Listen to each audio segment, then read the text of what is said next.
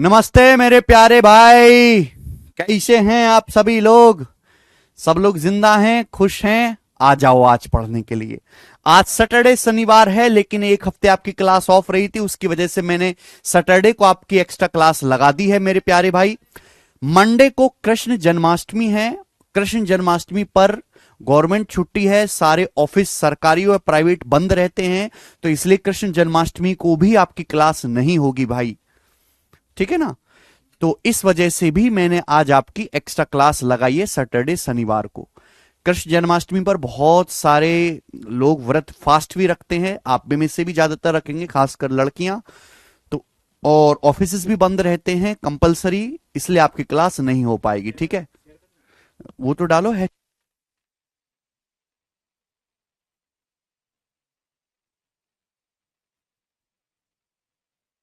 Hmm. Hmm.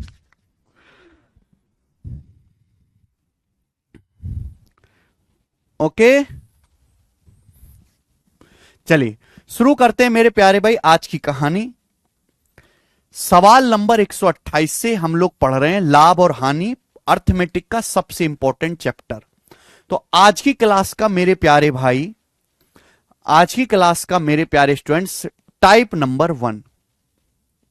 This is the type number 1। और मैं आपको ऐसा एक ही सवाल करवाऊंगा, बड़ा मजा आएगा आपको सवाल करने में। बताइए सवाल क्या कहता है। सवाल कह रहा है A calculate his profit percentage on the selling price of an article.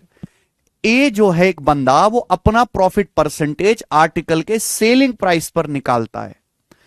A जो है आर्टिकल का प्रॉफिट परसेंटेज सेलिंग प्राइस पर कैलकुलेट करता है, जबकि बी जो है वो प्रॉफिट परसेंटेज आर्टिकल के कॉस्ट प्राइस पर कैलकुलेट करता है। बी निकालता है प्रॉफिट सीपी पर।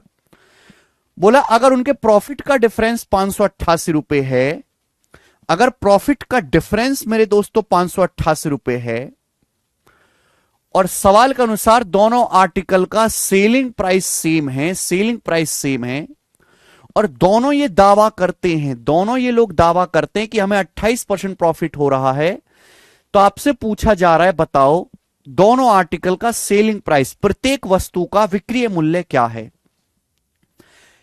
एक ही सवाल में ऐसा करवाऊंगा मेरे प्यारे भाई, ये बहुत ही फेमस पॉपुलर क्वेश्चन है। ठीक है, ध्यान से सुनिएगा। दो लोग हैं ए और बी, दो लोग हैं ए और बी मेरे प्यारे भाई। रेशो से करवाता हूं मैं, आपको आसान लगेगा और हर बच्चा समझ भी पाएगा, चाहे कैसा भी सवाल आए। यहां मैं लिख देता हूं सीपी, यहां मैं लिख देता हूं एसपी। दो लोग हैं ए और बी, दोनों ये कहते हैं कि भैया हमें 28% प्रॉफिट हो रहा है। दो लोग हैं ए और बी, दोनों ये दावा कर रहे हैं कि हमें 28% प्रॉफिट हो रहा है। क्लियर? लेकिन सवाल में यह कहा गया कि ए अपना प्रॉफिट निकालता है सेलिंग प्राइस को बेस मान के, और बी अपना प्रॉफिट कैलकुलेट करता है कॉस्ट प्राइस को बेस मान के, और दोनों को 28% प्रॉफिट होता है। 28% का मतलब होता है जी 7/25, 7/25, 4% 1/25, 28% 7/25। इसका मतलब यह हुआ, पहली लाइन पढ़ो, सवाल में साफ साफ कहा गया कि ए जो है वो अपना प्रॉफिट, ए जो है दोस्त अपना प्रॉफिट वो सेलिंग प्राइस को बेस मान के निकालता है। ए अपना प्रॉफिट एसपी को बेस मान के कैलकुलेट करता है। ए को प्रॉफिट कितना होता है? 28%। इसका मतलब यह हुआ कि अगर ए का सेलिंग प्राइस 25 है, ए का सेलिंग प्राइस 25 है, तो उसे 7 का प्रॉफिट हुआ। सेलिंग प्राइस को बेस मान के प्रॉफिट निकाला है ए ने, यानी कि जो नीचे है वो सेलिंग प्राइस है। अगर ए का सेलिंग प्राइस 25 है तो ए को 7 का प्रॉफिट हुआ है, तो ए का सीपी कितना होगा मेरे प्यार में? 25 में से 7 घटाइए 18। ए का सीपी कितना होगा? 18। 25 सेलिंग प्राइस है, 7 का फायदा हुआ, तो सीपी 18 होगा। जबकि आगे ये बोला है कि बी अपना प्रॉफिट सीपी को बेस मान के निकालता है। बी जो अपना प्रॉफिट है वो कॉस्ट प्राइस को बेस मान के निकालता है, यानी कि मेरे प्यारे भाई 28, बी को कितना प्रॉफिट होता है? 28%। 28% की फ्रैक्शन वैल्यू 7/25, यानी कि अगर बी का सीपी 25 है, अगर बी का सीपी 25 है मेरे दोस्तों, बी का सीपी 25 है मेरे प्यारे भाई, तो 25 पे बी को 7 का प्रॉफिट होता है। 25 पे कितना प्रॉफिट होता है? 7 का। तो सामान बिका कितने में मेरे दोस्तों? 32 में बिका, 32 में। क्लियर है? तो ये ए के सीपीएसपी का रेशियो, ये बी के सीपीएसपी का रेशियो है मेरे प्यारे भाई। क्लियर है? आप बोलोगे हां जी सर, यहां तक बात आ गई। आगे पढ़ते हैं। सवाल में कहा गया कि दोनों आर्टिकल का the selling price of the article is same, the selling price of the article for both of them is same. सवाल में साफ साफ कह रहा है कि दोनों आर्टिकल का सेलिंग प्राइस सेम है। भाई ये तो सेम नहीं है सेलिंग प्राइस, ये 25 है 32 है, अलग अलग है, सेम बनाना पड़ेगा।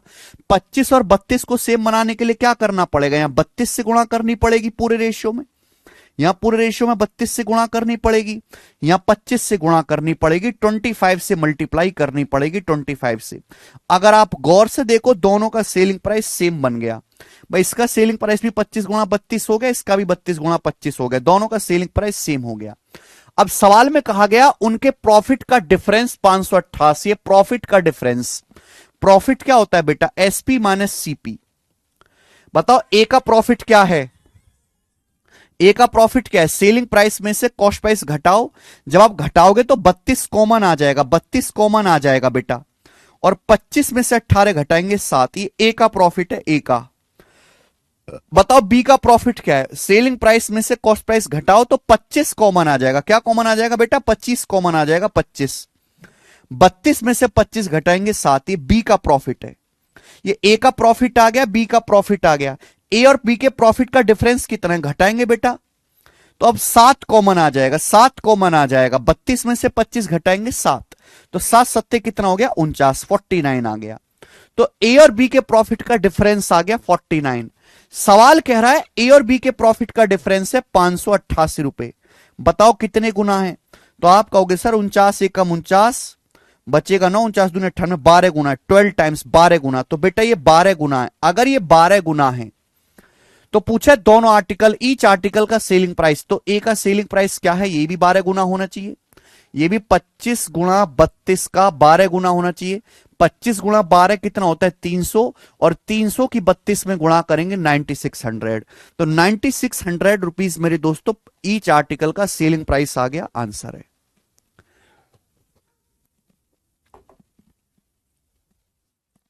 हालांकि इस सवाल को करने के तरीके और भी बहुत सारे, पर हर बच्चा नहीं समझ पाएगा वो तरीके, और वो डाटा मुश्किल होंगे तो तरीके फेल हो जाएंगे। ये रेशियो वाला तरीका ऐसा है, हालांकि इसमें आपको थोड़ा ज्यादा लिखना पड़ा, लेकिन कभी भी आपको धोखा नहीं देगा, चाहे कितना भी कैलकुलेटिव मुश्किल डाटा आ जाए।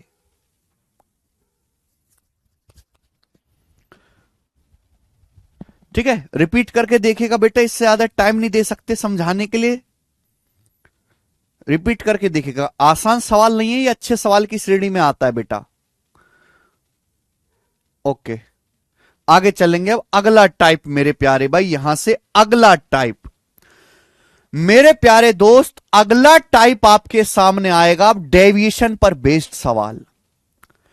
अब मैं आपको यहां से जितने भी सवाल कराऊंगा सारे के सारे डेविएशन पर बेस्ड होंगे। और डेविएशन अगर डाटा बहुत आसान है तो हम लोग क्या लगा लेते हैं? वेटेड एवरेज लगा लेते हैं, वेटेड एवरेज। वेटेड एवरेज मैंने आपको परसेंटेज में डेविएशन और वेटेड एवरेज पढ़ाया है मेरे प्यारे भाई। ठीक है, अगर आपने नहीं पढ़ा है तो आपको पढ़ने का, इस टाइप को समझने का कोई भी फायदा नहीं होगा। चलिएगा,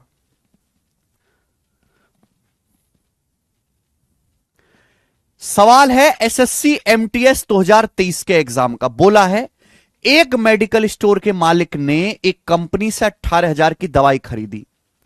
एक मेडिकल स्टोर के मालिक ने कंपनी से 18,000 की दवाई खरीदी। वह दवाइयों का 2/5 भाग 35% के नुकसान पर बेचता है। बोला बाकी दवाइयों को मेरे प्यारे भाई किस लाभ पर बेचना चाहिए कि उसे कोई लाभ या हानि ना हो? बाकी दवाइयां कितने परसेंट प्रॉफिट पर बेचनी चाहिए कि उसे पूरे ट्रांजैक्शन में ना तो कोई गेन हो ना ही कोई लॉस हो? बहुत बढ़िया। तो मेरे प्यारे भाई यहां देखिएगा मेरे दोस्तों, यह है दवा। सवाल बोला गया कि एक मेडिकल स्टोर का मालिक, 18,000 से कोई मतलब नहीं है। एक मेडिकल स्टोर का मालिक दवा खरीदता है कंपनी से और 2/5 दवाई 35% लॉस पर बेचता है। यानी कि उसने 5 अगर दवा खरीदी है, 5 पैकेट खरीदे हैं, तो 5 में से 2 पैकेट बेचे हैं 35% के लॉस पर। 5 में से 2 पैकेट बेचे हैं 35% के लॉस पर। तो बाकी कितने बचे? 3 पैकेट।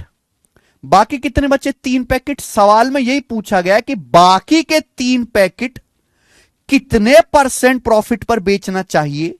बाकी के 3 पैकेट कितने परसेंट प्रॉफिट पर बेचना चाहिए कि पूरे ट्रांजैक्शन में ओवरऑल ना तो कोई प्रॉफिट हो ना ही कोई लॉस हो, यानी कि ओवरऑल 0% रहे।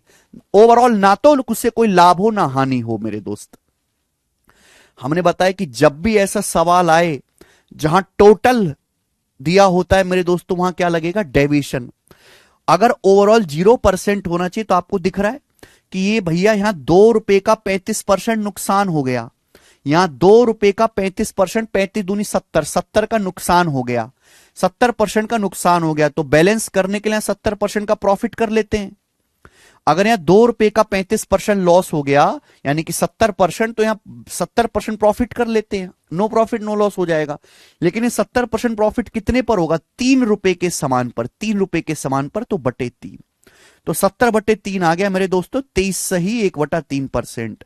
तो बाकी बची दवाई को 23:1/3% के लाभ पर बेचना पड़ेगा। डी ऑप्शन आंसर, बात खत्म।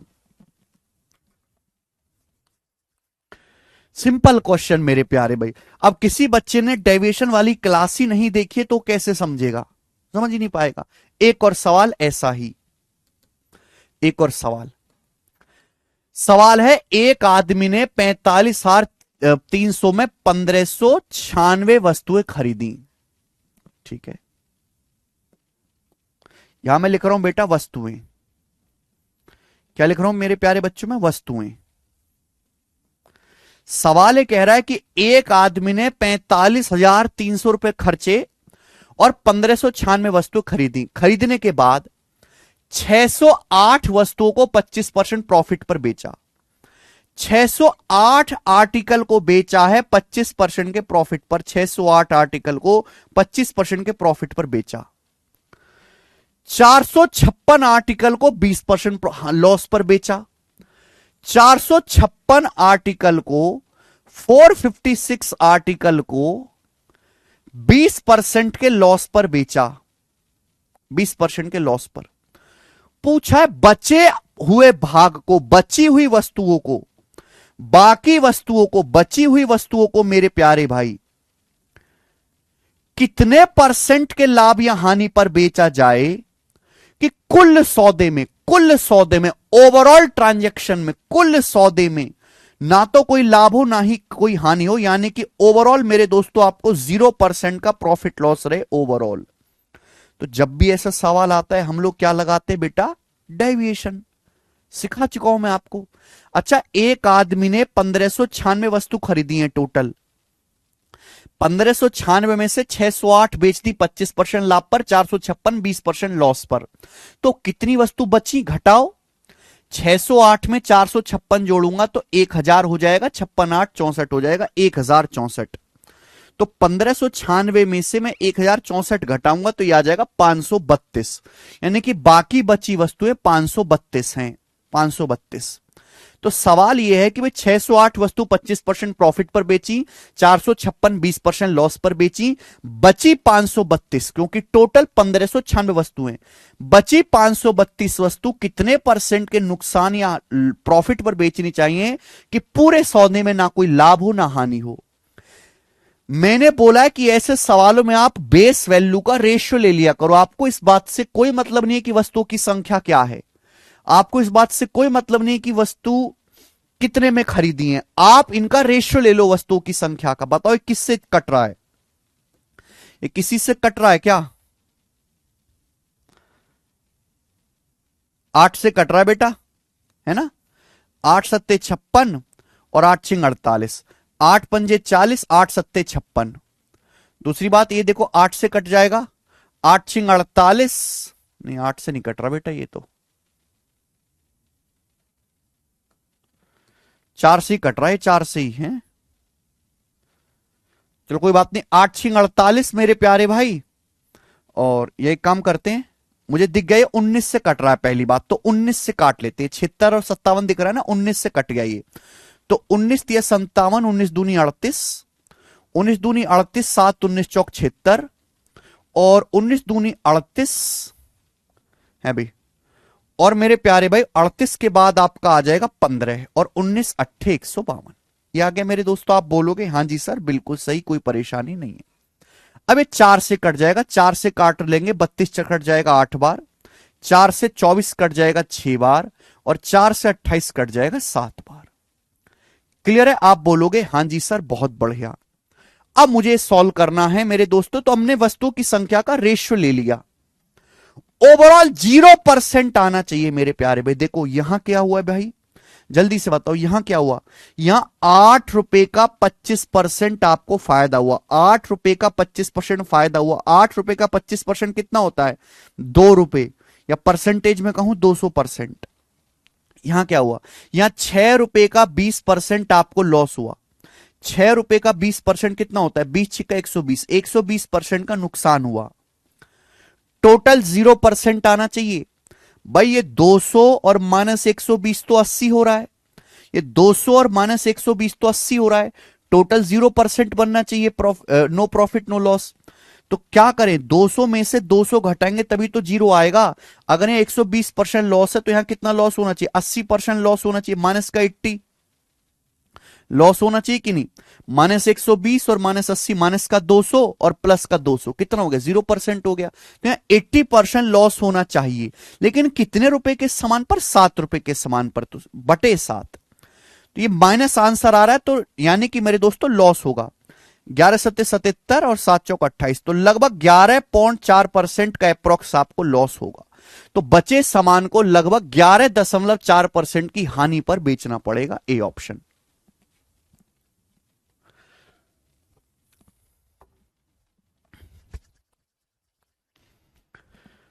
ठीक है भाई, तो ये टाइप बहुत आसान है। क्लियर है? आप बोलोगे हां जी सर बिल्कुल सही। अब मैं चेंज कर दे रहा हूं मेरे दोस्तों। डेविएशन में कई तरह की लैंग्वेज के सवाल होते हैं। ये एक लैंग्वेज के सवाल हो चुके हैं, अब यहां पे मेरे प्यारे दोस्तों दूसरी लैंग्वेज के सवाल आएंगे। करो। सारे सवालों को करने का एक ही तरीका, डेविएशन में अलग अलग चीजें नहीं बताऊंगा आपको। सवाल पढ़िए। एक दुकानदार ने 120 रुपए पर दर्जन के हिसाब से 1600 आम खरीदे। एक दुकानदार ने 1600 आम खरीदे। 900 आम 15 रुपए पर मैंगो के हिसाब से और बचे आम 14 रुपए पर मैंगो के हिसाब से बेचे। उसका प्रॉफिट परसेंटेज क्या है? प्रॉफिट परसेंटेज क्या है मेरे दोस्तों? ये सवाल है, आपसे बताइए।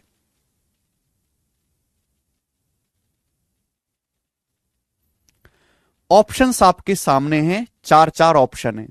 देखो सवाल को करने के तरीके तो बहुत सारे हैं, ठीक है जी, पर मैं आपको बेस्ट तरीका बताने की कोशिश करूंगा कि भाई एक आदमी ने 120 रुपए पर दर्जन के हिसाब से 1600 आम खरीदे। 120 रुपए के एक दर्जन आम है। एक दर्जन का मतलब होता है 12 आम। अगर एक दर्जन आम यानी कि 12 आम 120 रुपए के हैं, तो एक आम कितने रुपए का हुआ? 10 रुपए का। एक आम का सीपी कितना है? 10 रुपए। भाई अगर एक दर्जन आम 120 रुपए के, एक दर्जन में 12 आम होते हैं, तो एक आम कितने का खरीदा? 10 रुपए। जब बेचने की बारी आई मेरे प्यारे भाई, जब बेचने की बारी आई, तो आप ये कह सकते हैं कि 900 आम जो बेचे हैं वो 15 रुपए पर आम के हिसाब से बेचे। आप बताओ, एक आम है 10 रुपए का, आपने 900 आम 15 रुपए के बेचे, तो यानी कि 10 रुपए का सामान 15 में बेच रहे हो, तो 50% का फायदा हो रहा है। 900 आम पे 50% का फायदा हो रहा है। बोलो हां कि ना? आप बोलोगे हां जी सर। भाई 10 रुपए का एक आम है, आप 15 में बेचोगे तो कितना फायदा? 50% का। तो मेरे प्यारे भाई आपने आम कितने खरीदे? 1600। 1600 में से 900 बेच दिए, बचे कितने? 700 आम। तो बचे 700 आम आप बेच रहे हो 14 रुपए पर आम के हिसाब से। भाई 10 रुपए का एक आम है, आप बेच रहे हो 14 का, 10 का आम 14 का बेच रहे हो, तो कितना फायदा हो रहा है? 40% का, 40% का फायदा हो रहा है। सवाल यह कि कुल कितना लाभ हुआ, ओवरऑल कितने परसेंट का प्रॉफिट हुआ, क्या आप निकाल नहीं सकते? 900 आम आपने बेचे 50% लाभ पर, बाकी के 700 आम आपने बेचे 40% के लाभ पर, ओवरऑल कितना प्रॉफिट हुआ मेरे प्यारे में? रेशियो ले लेंगे बेस वैल्यू का। बेटा मैंने क्या सिखाया? अगर डाटा आसान है तो आप वेटेड एवरेज कर लो, डाटा मुश्किल है तो आप डेविएशन कर लो, इच्छा आपकी है। मैं यहां से देखते कह सकता हूं कि ये 40% से ज्यादा आएगा, ये 40% से ज्यादा आएगा। क्यों? ये 40% है 50 के, अब 50 को ऐसे नहीं लिख सकता, 40% प्लस 10% लिख सकता हूं कि नहीं? आप बोलोगे यहां से लिख सकते हैं। आप बताओ, 40% का प्रॉफिट यहां भी है, 40% का प्रॉफिट यहां भी है, तो 40% तो होना ही होना है प्रॉफिट। 40% प्रॉफिट तो होना ही होना है, कंपलसरी है। एक्स्ट्रा प्रॉफिट कितना है? तो यहां 9 रुपए का 10% एक्स्ट्रा प्रॉफिट है 90। तो जो एक्स्ट्रा प्रॉफिट है, केक कटेगा तो सभी में बटेगा, सभी में बट जाएगा। कितना? 9 7 16, 9 7 16 सभी में डिवाइड हो जाएगा। तो बेटा 16 पंजे 80, 5 बार जाएगा, यानी कि 45 पॉइंट समथिंग आंसर आएगा। 45 पॉइंट समथिंग आंसर है पहला ऑप्शन, 45 पॉइंट समथिंग आंसर आएगा। ठीक है, आप इसको बेसिक से भी कर सकते हो, मैंने डेविएशन से करके दिखाया, बेसिक से भी हो जाएगा सवाल। ये बताओ,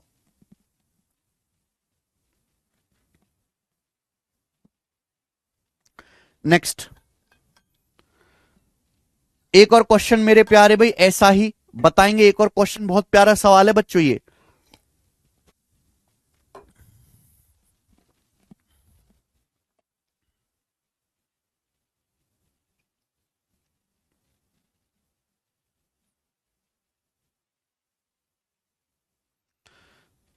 करो। कोई फल व्यापारी कुछ केले खरीदता है,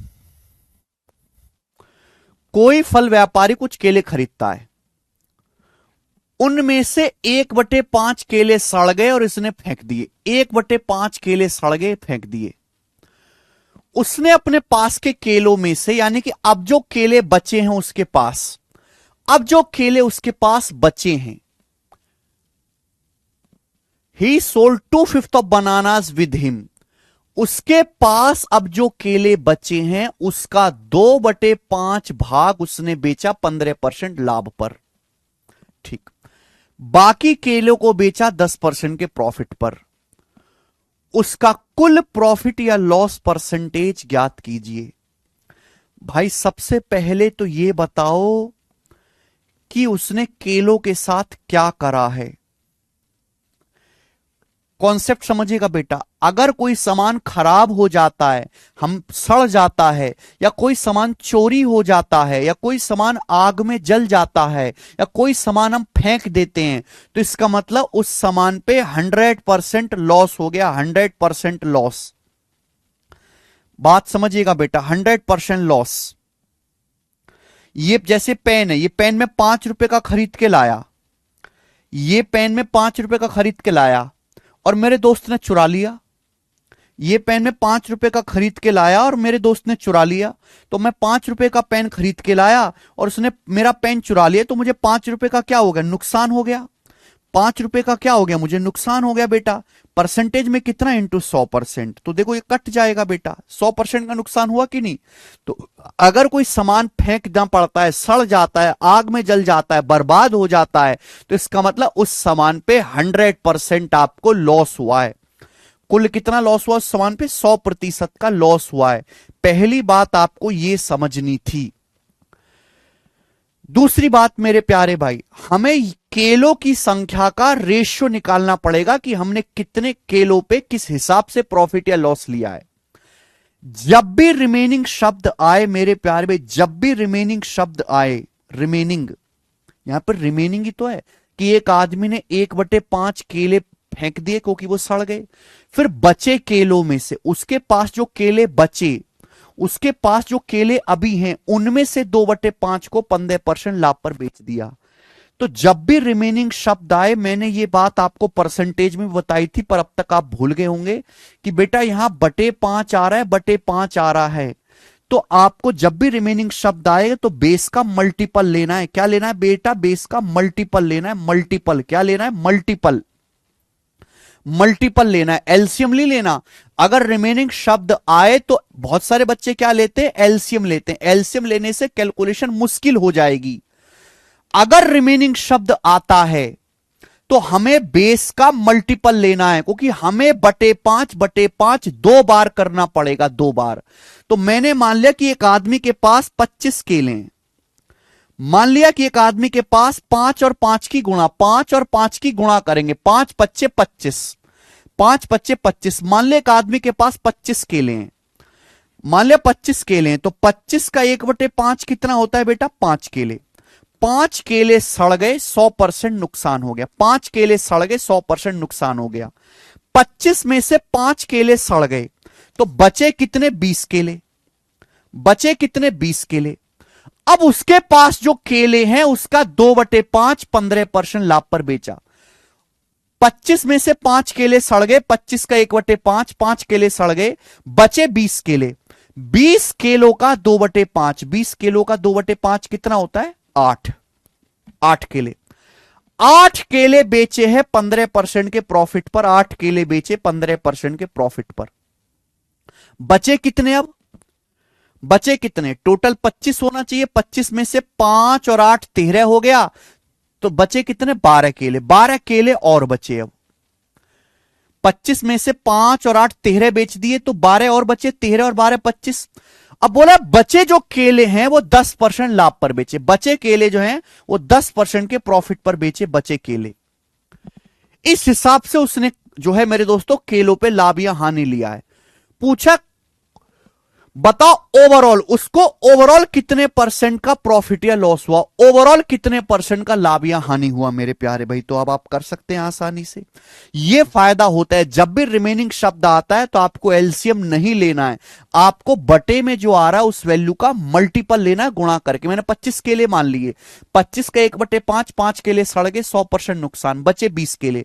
20 का 2/5, 8 केले बेचे 15% प्रॉफिट पर, बचे 12 केले। 12 केले बेचे 10% प्रॉफिट पर। ओवरऑल कितने परसेंट का प्रॉफिट हुआ निकाल लीजिए। यहां डेविएशन भी लग जाएगा, पर डाटा बहुत आसान है, बहुत सिंपल है डाटा। मैंने बताया कि अगर डाटा आसान है तो हम यहां पे वेटेड एवरेज का कॉन्सेप्ट लगाएंगे, वेटेड एवरेज का। बताओ 5 किलो पे कितना नुकसान हुआ? 100%, तो 5 का 100% माइनस का 500। 8 पे कितना प्रॉफिट हुआ? 15%, तो 8 गुणा 15 120।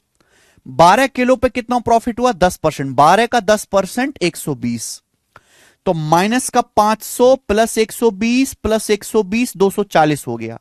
माइनस 500 में प्लस 240 जोड़ेंगे तो माइनस का 260%, तो माइनस का 260% आपको नुकसान हुआ। कितने किलो पर बेटा? कितने किलो पर ऐड करो? 5 8 13 12 25 किलो पर, बटे 25 ही आएगा। फाइनल आंसर निगेटिव आ रहा है, माइनस में आ रहा है, यानी कि आपको प्रॉफिट नहीं हुआ है। फाइनल आंसर अगर निगेटिव आ रहा है तो आपको लॉस हुआ है।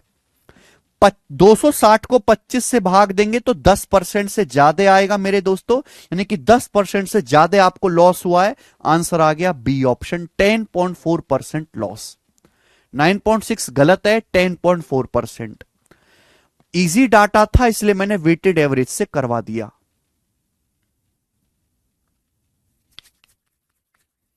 ये बहुत सिंपल तरीका है, बस आपका हाथ बैठ जाना चाहिए।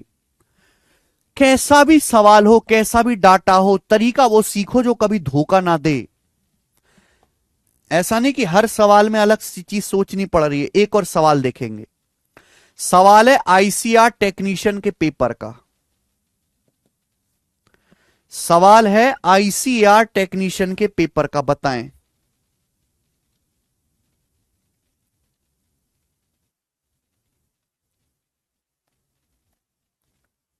बताओ।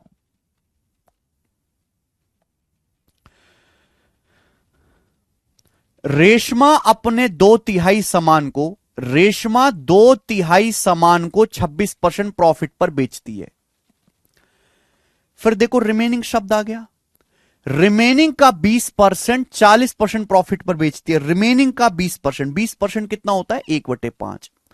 रिमेनिंग का 20% 40% प्रॉफिट पर बेचती है, ठीक है। और बाकी सामान को 25% लॉस पर बेचती है। बाकी सामान को 25% लॉस पर बेचती है। सभी वस्तुओं का लागत मूल्य सेम मानते हुए, सभी वस्तुओं का लागत मूल्य सेम मानते हुए ओवरऑल पूरे लेन देन में मेरे दोस्तों उसका कुल लाभ या हानि कितना होगा। देखो भाई होता क्या है कि आदमी सामान खरीद के लाता है, आदमी सामान खरीद के लाया, कुछ सामान उसने अलग प्रॉफिट परसेंटेज पे बेचा, कुछ सामान अलग पे बेचा, कुछ सामान अलग पे बेचा। जैसे आदमी क्या करता है, दुकान खोली, सर्फ भी रखेगा दुकान में, साबुन भी रखेगा और मेरे दोस्तों पाउडर भी रखेगा। तीनों पे अलग अलग फायदा नुकसान होगा।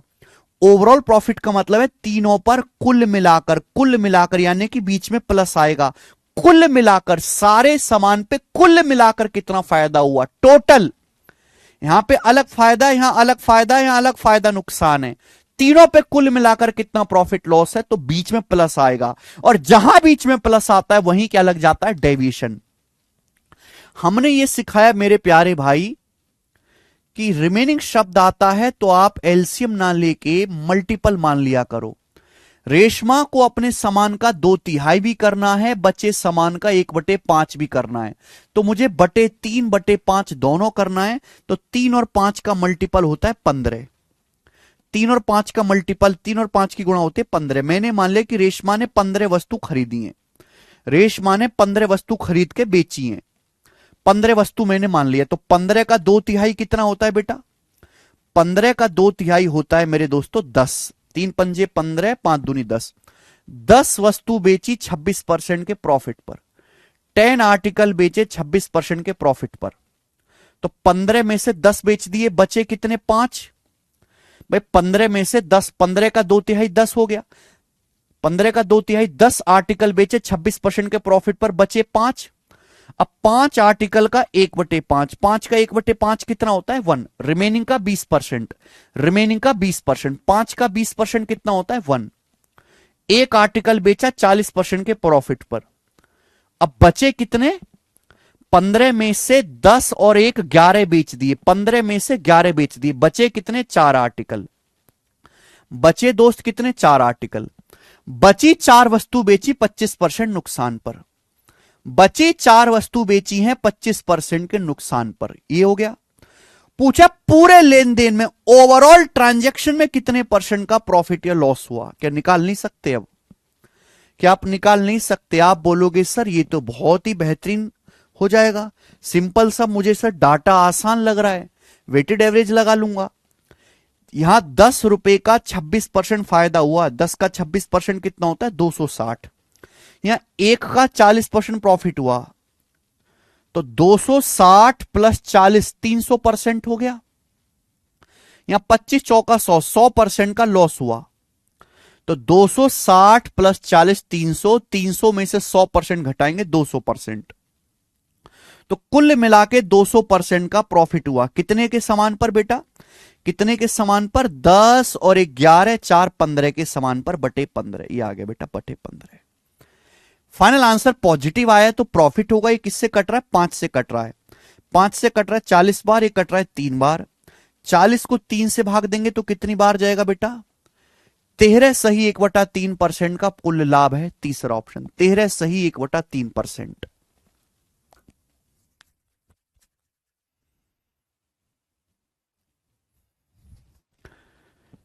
स्टूडेंट क्या आप ऐसा सवाल कर लोगे, 2 क्वेश्चन करा दिए भाई मैंने आपको, ऐसे कर लोगे भैया। प्रीवियस ईयर जब आप करोगे तो प्रीवियस में आपको इस टाइप पे 50 सवाल मिल जाएंगे, पर क्या हमें 50 सवाल करने की जरूरत है। अगर ढंग से आत्मा से पढ़ा जाए मन से तो 2 सवाल में भी आप 50 का काम कर लोगे।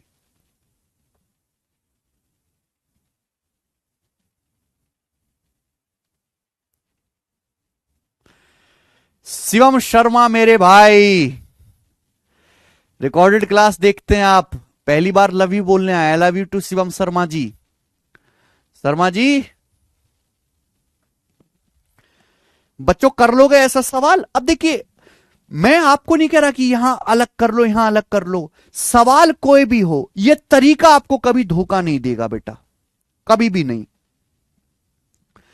आगे आए, नेक्स्ट आगे चलते हैं।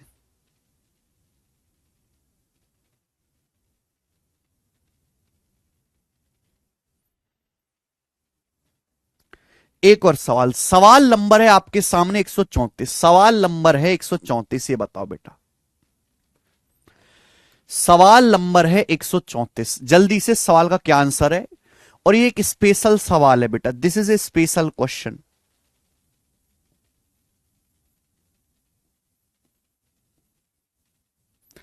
स्पेशल सवाल है, डिफरेंट है, तो आपको डिफरेंट ही सोचना पड़ेगा मेरे भाई।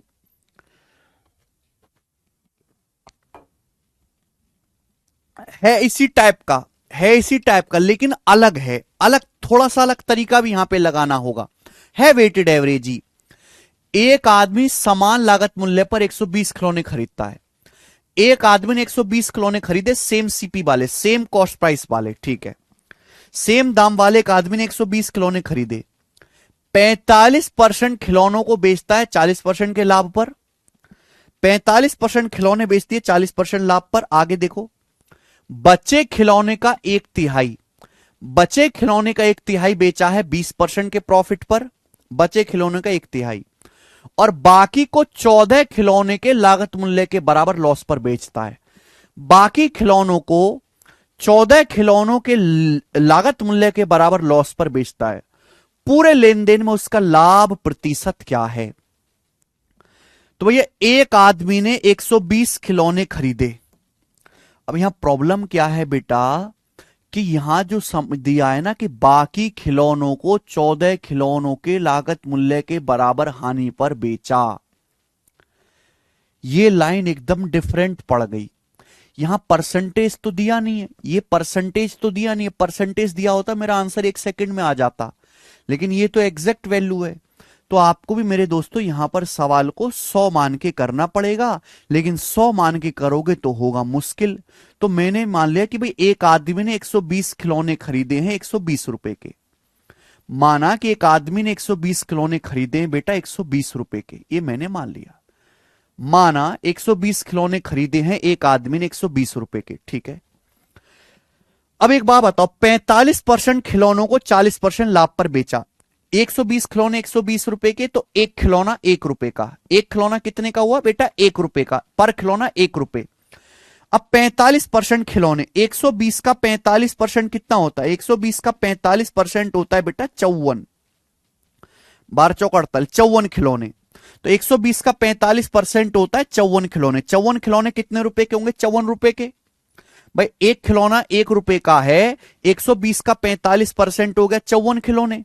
54 खिलौने बेचे हैं 40% के लाभ पर, तो 54 खिलौने 54 रुपए के।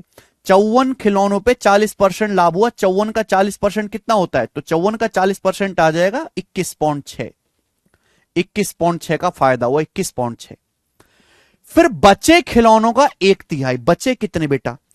120 में से आपने 54 खिलौने तो बेच दिए, बचे खिलौने कितने? 66, 66 खिलौने बचे।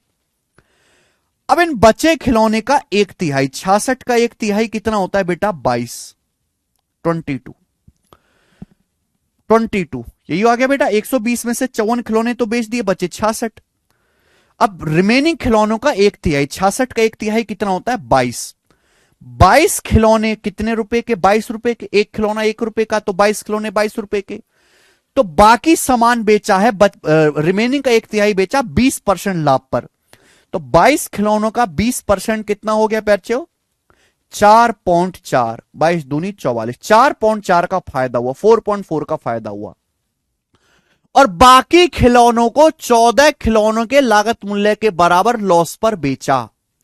तो भाई मेरे बाकी जो भी खिलौने, मुझे उससे कोई मतलब नहीं है, लेकिन बाकी खिलौने पे जो लॉस हुआ है वो 14 खिलौनों के सीपी के बराबर हुआ है। अगर एक खिलौना 1 रुपए का है तो 14 खिलौनों का सीपी 14 रुपए होगा, तो बाकी खिलौनों पे 14 रुपए का लॉस हुआ है। बाकी खिलौनों पे 14 रुपए का लॉस हुआ है मेरे दोस्तों, 14 रुपए का लॉस हुआ है। तो कुल मिलाकर सारे खिलौनों पे कितने रुपए का फायदा हुआ या नुकसान हुआ? ऐड करना पड़ेगा आपको, ऐड। 21, 4, 25 और ये ऐड करेंगे 26, 26 में से 14 घटाएंगे 12, यानी कि कुल मिलाकर आपको 12 रुपए का प्रॉफिट हुआ। पॉजिटिव आ रहा है ना बेटा? कुल मिलाकर आपको इस हिसाब से 12 रुपए का प्रॉफिट हुआ कुल मिलाकर।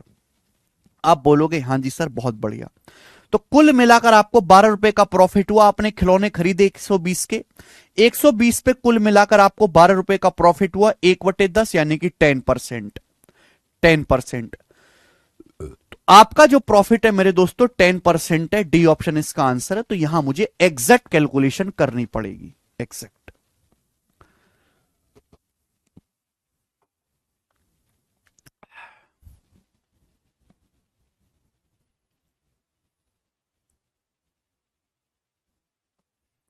बताओ, मजा आया?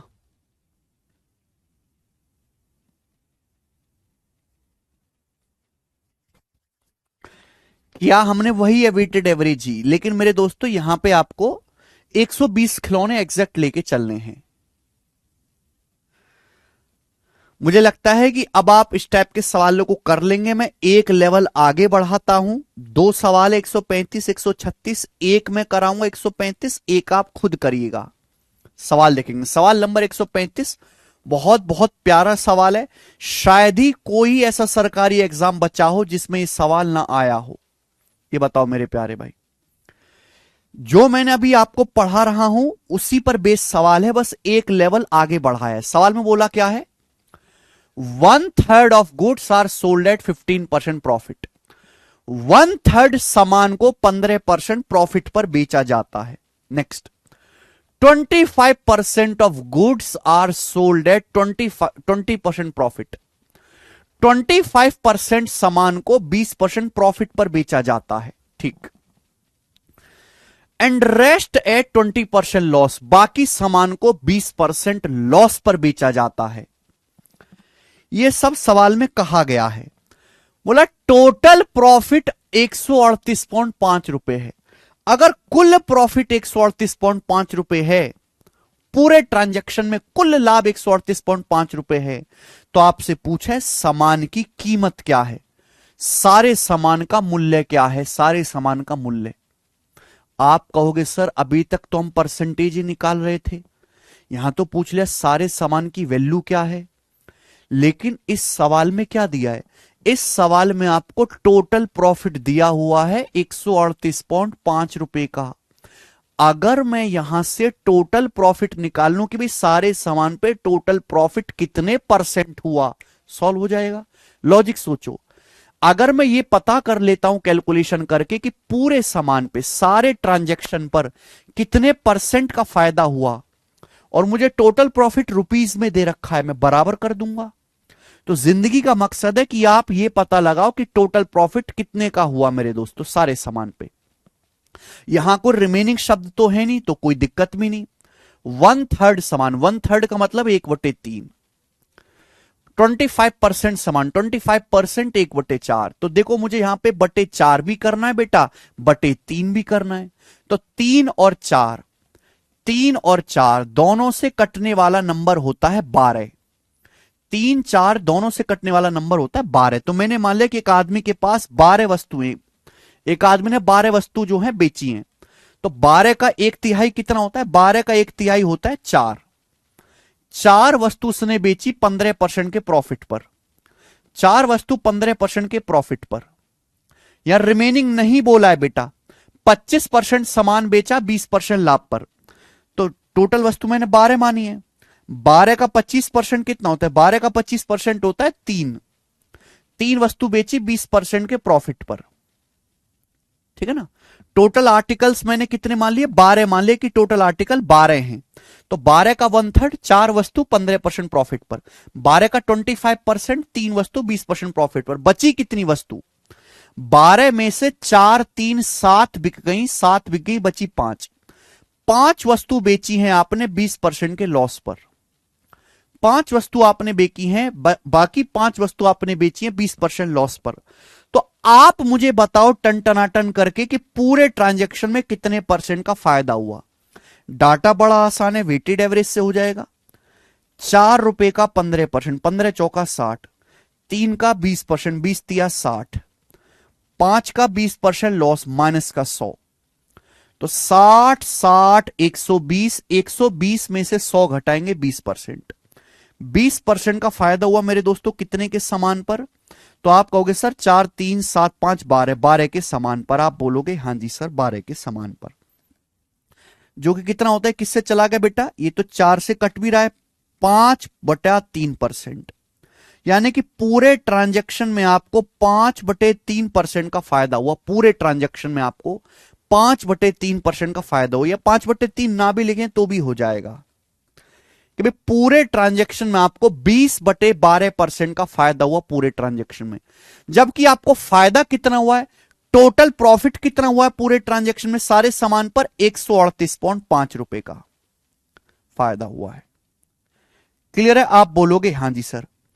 तो बेटा यहां से 20% की वैल्यू कितनी आ जाएगी, 12 से उधर मल्टीप्लाई, 138.5 गुणा 12 ये आएगा। आप बोलोगे हां जी सर यही आएगा। आपसे पूछा सारे सामान की वैल्यू, वैल्यू मतलब 100%, 100% की वैल्यू पूछिए। ये 20% का मान है, 100% की वैल्यू पूछिए। भाई टोटल सीपी तो 100% होगा ना, 5 से गुणा, या 5 से मल्टीप्लाई और करनी पड़ेगी दोनों तरफ, तभी तो 20 पंजे 100 आएगा। 20% में डायरेक्ट 5 से गुणा कर दो, आ जाएगा ना। तो 138.5 का 60 गुना आपको करना है। तो कितना आ जाएगा बेटा, 7800 प्लस 480 और 30, यानी कि 7800 और 510, 8310 रुपए। 8310 रुपीज इस सवाल का आंसर आ गया। 8310 rupees, option number D corrected, D. खत्म। वेरी गुड ज्योति यादव, वेरी गुड बेटा।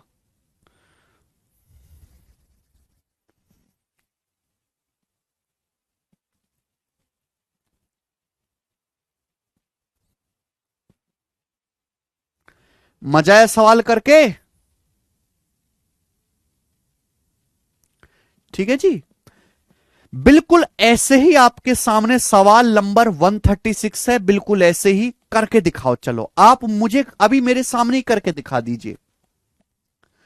मैं ज्यादा क्यों इंतजार करूं, आप मेरे सामने ही करके दिखा दो कि भाई हां सर ये इस सवाल का आंसर है। लो आंसर आप करो भाई, मेरे क्या उत्तर है?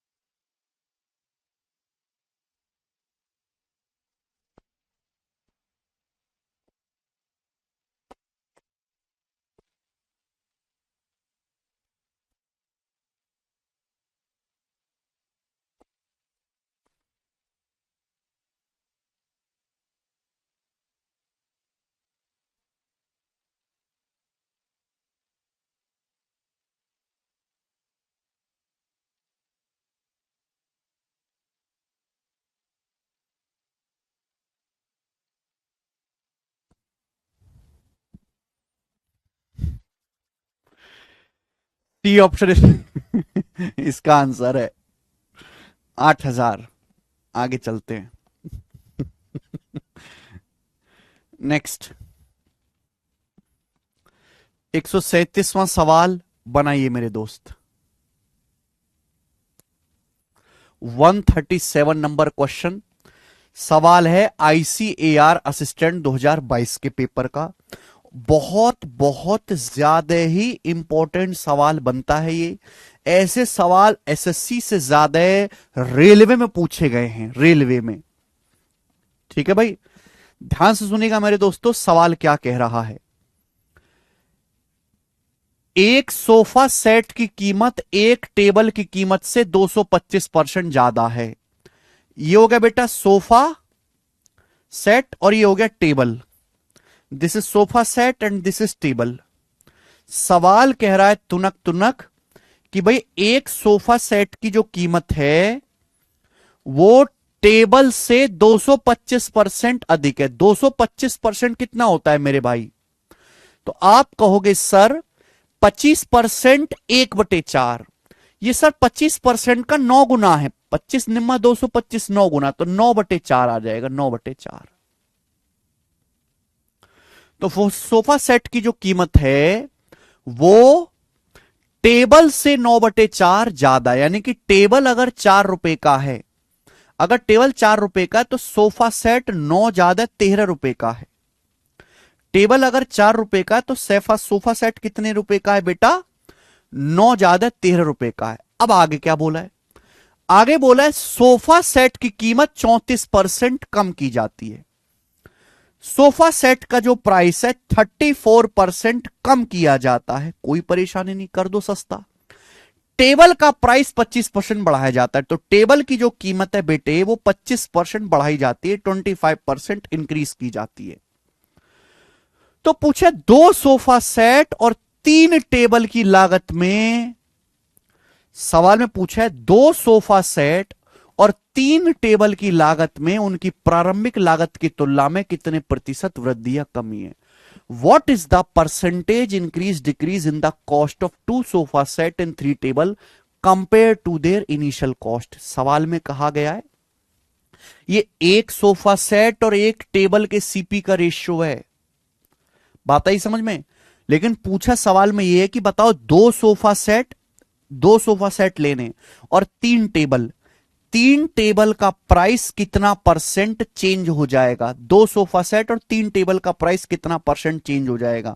तो यहां 2 से गुणा करनी पड़ेगी, टेबल 3 लेनी है 3 से गुणा करनी पड़ेगी। लेकिन अब मैं रेशियो लूंगा तो 2 से 4 आपका 2 बार कट जाएगा, 2 से 4 आपका 2 बार कैंसल आउट हो जाएगा।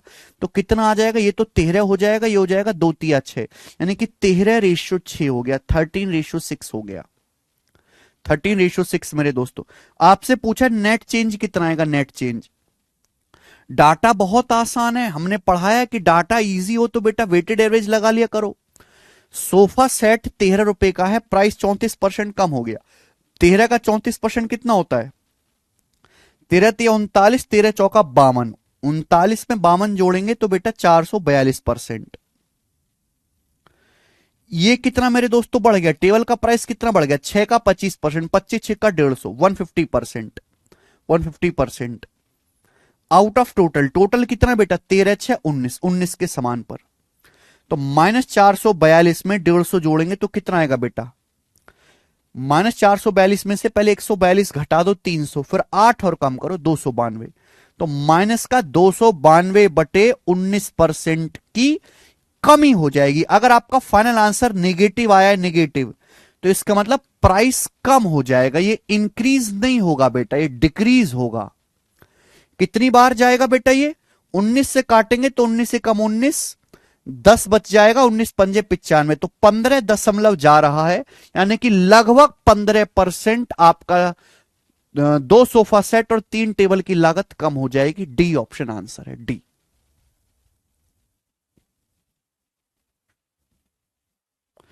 सर क्वेश्चन 125 में 25% प्रॉफिट को ए का 125 और बी को 80% क्यों नहीं किया, प्लीज बता दीजिए।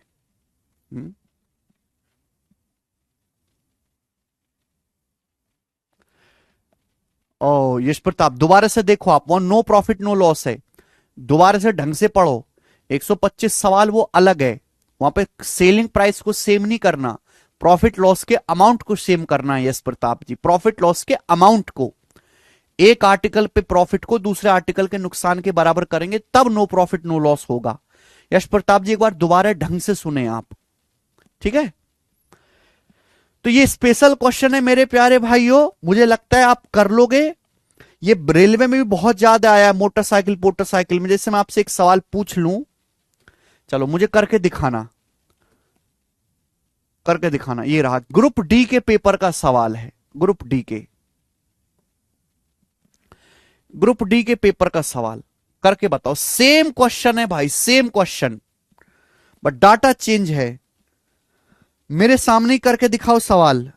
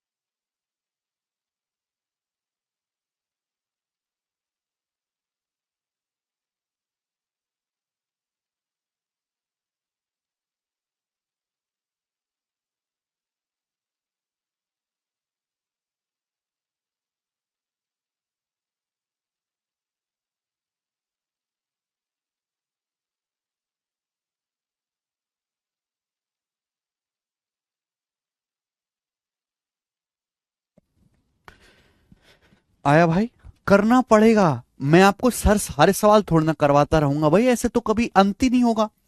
मेरा मकसद आपको सवाल करवाना नहीं है, मेरा मकसद आपको हर टाइप का सवाल कराना है और हर टाइप की इतनी प्रैक्टिस करा देनी है कि उस टाइप का दूसरा सवाल अगर पेपर में आए तो आप कर पाओ।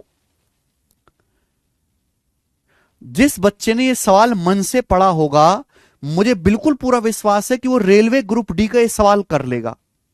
डी ऑप्शन सब बच्चे आंसर बता रहे हैं, 6.8% प्रॉफिट।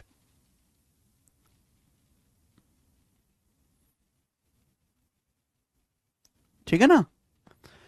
और ये इस लेवल के सवाल आते हैं हर एक एग्जाम में। आप कांस्टेबल का पेपर दोगे, उसमें भी ऐसे ऐसे सवाल आते हैं मेरे प्यारे भाई, बनाइएगा जल्दी से। सवाल है 139 नंबर, बहुत प्यारा सवाल है और इसको हम जल्दी से करेंगे। लास्ट क्वेश्चन लेंगे चलो आज इसे। एक आदमी सेब, केला, संतरे 20, 25, 30% के लाभ पर बेचता है। यदि फलों के सीपी का रेशियो 2-3-5 है और फल 5-4-2 के अनुपात में बेचे जाते हैं, तो लाभ प्रतिशत ज्ञात कीजिए। यह सवाल पिछले सवाल से अलग नहीं है। एक आदमी मेरे दोस्तों, a man sells apple, banana and oranges at 20%, 25% and 30% profit. Clear है? बोला अगर एप्पल, बनाना, ऑरेंज के सीपी का रेशियो 2-3-5 है and fruits are sold in the ratio 5-4-2, fruits 5-4-2 के रेशियो में बेचे जाते हैं, तो आप मुझे एक बात बताओ मेरे दोस्त, ध्यान से सुनना सभी लोग ध्यान से। भाई एक सेब 2 रुपए का है और आप 5 सेब बेचते हो, तो आपने सेब कितने के बेचे गुणा करनी पड़ेगी, इन दोनों रेशियो की गुणा करनी पड़ेगी। ये फलों के सीपी का रेशियो, भाई एक सेब 2 रुपए का है, आपने 5 सेब बेचे, 5 सेब बेचे, तो 5 सेब कितने के 10 रुपए के बेचे होंगे। एक बनाना 3 रुपए का, आपने बनाना बेचे 4, तो मेरे दोस्तों कितने के बेचे होंगे, 3 चौक 12 रुपए के आ गए। एक मेरे दोस्तों संतरा 5 रुपए का, आपने 2 संतरा बेचे, 2 संतरा कितने के हो जाएंगे 10 रुपए के। तो यानी कि आपने एप्पल, बनाना, ऑरेंजेस जो मेरे दोस्तों 10-12-10 के मेरे दोस्तों रेशियो में हैं सीपी। क्लियर है? मल्टीप्लाई करनी पड़ेगी दोनों की, तब जाके आपका कॉस्ट आएगा। कॉस्ट कि एप्पल, बनाना और ऑरेंजेस का जो कॉस्ट है वो 10-12-10 के रेशियो में है। आपसे पूछा है ओवरऑल प्रॉफिट परसेंटेज कितना होगा। यहां 10 रुपए का 20% प्रॉफिट हुआ 200, यहां 12 का 25% प्रॉफिट हुआ 300, यहां 10 का 30% प्रॉफिट हुआ 300, 300, 300, 600 और 200 800%। तो 800% का मेरे दोस्तों प्रॉफिट हुआ कितने के समान पर, 10, 12, 22, 10, 32 के समान पर। तो 8 चौक 32, 100/4 25%। तो ओवरऑल आपको कितना प्रॉफिट हो रहा है 25%। 25% का कुल लाभ है डी ऑप्शन।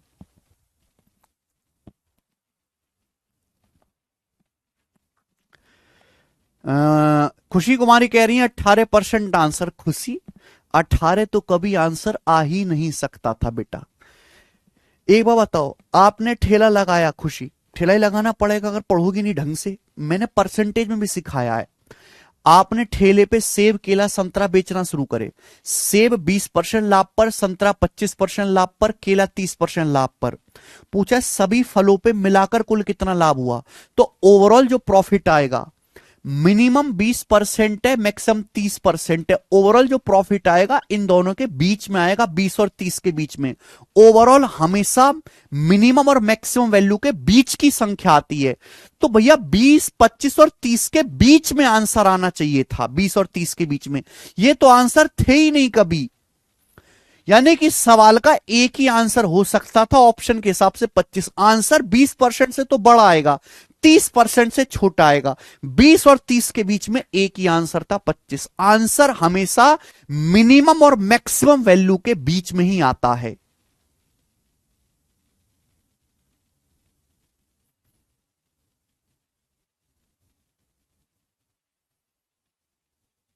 ये परसेंटेज में सिखाया है, कहां गए थे आप।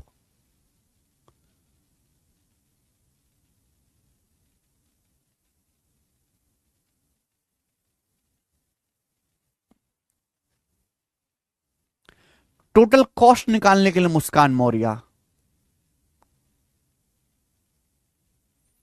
ठीक है।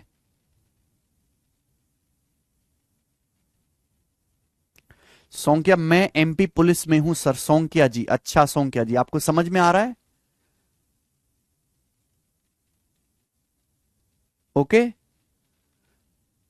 जाके दोबारा से डेविएशन पढ़ना। अब 2 दिन की छुट्टी है, दोबारा से डेविएशन पढ़ना, तब जाके प्रॉफिट लॉस की सब वैरायटी जल्दी जल्दी कर पाओगे। और डिस्काउंट में भी होगा मेरे दोस्तों। आज की क्लास को हम यहीं पे एंड करते हैं। इसके आगे मेरे दोस्तों हम कल करेंगे। अब बाय, नेक्स्ट क्लास में करेंगे। अब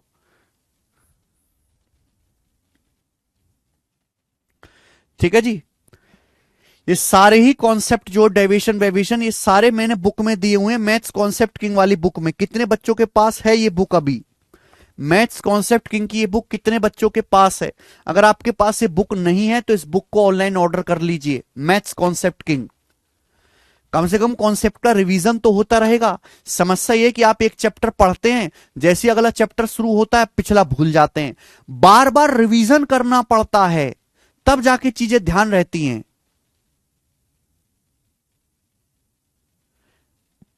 नोट्स आप ढंग से बनाते नहीं, प्रैक्टिस आप करते नहीं, कम से कम रिवीजन ही करते रहो। इस बुक को ऑनलाइन ऑर्डर कर लो मेरे दोस्तों, जहां भी आपको लिंक पे जो है सस्ती मिले। ठीक है, चलिए आज इतना ही, बाकी कल बाय।